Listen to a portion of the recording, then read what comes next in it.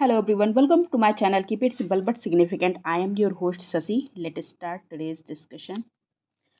The Constitution of India mentions untouchability in which of the following article? तो ये article 17 में दिया गया है अनटचेबिलिटी.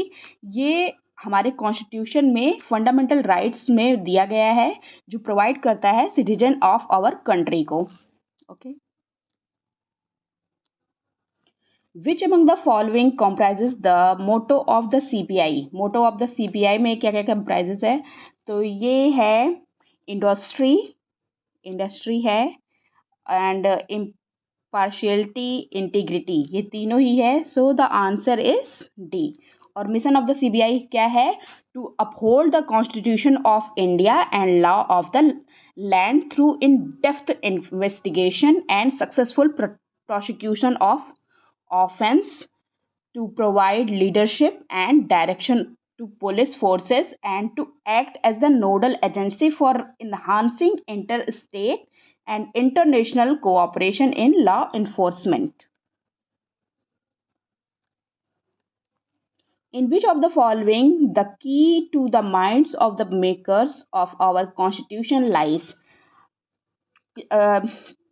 की पूछ रहा है कॉन्स्टिट्यूशन की किसको कहते हैं? तो ये है प्रियम्बल. आंसर इज ए.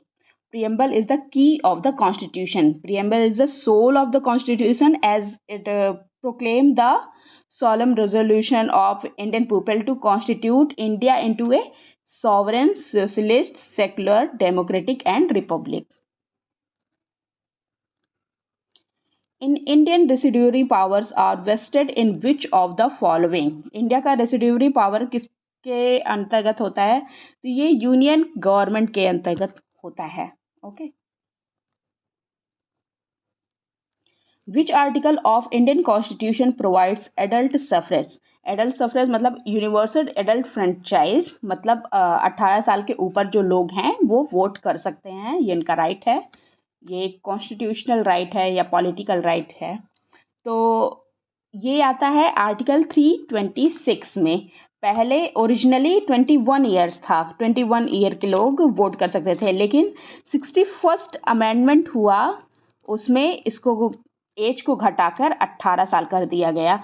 ये प्रधानमंत्री राजीव गांधी जी के समय में हुआ था. Which among the following committees recommended to set up an equal opportunity commission? Equal opportunity commission को सेटअप करने के लिए कौन सी कमेटी थी? तो ये थी Sachar committee. Answer is B. Okay. Which among the following formulated a dominion status constitution for India? Dominion status की बात किसने की थी? तो ये नेहरू रिपोर्ट में की गई थी. Answer is B. In all parties conference was held from 28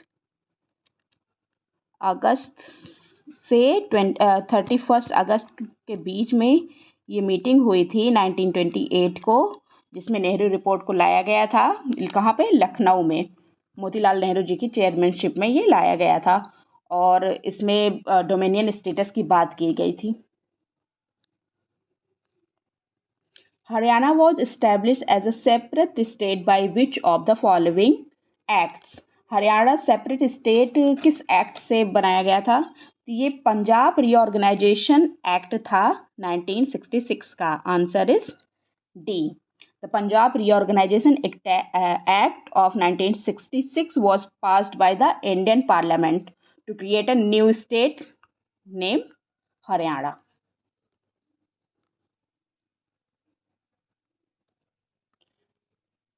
Which among the following fundamental rights is available to Indian citizen but not to aliens?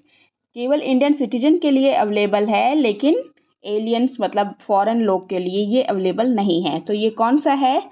ये है freedom of expression and speech. Answer is A. और ये right to equality before law, protection of life and liberty, ये सारी चीज़ें Indian और foreigner सबके लिए होता है. Okay. Which schedule of the Indian Constitution divides the legislative powers between the union and the state?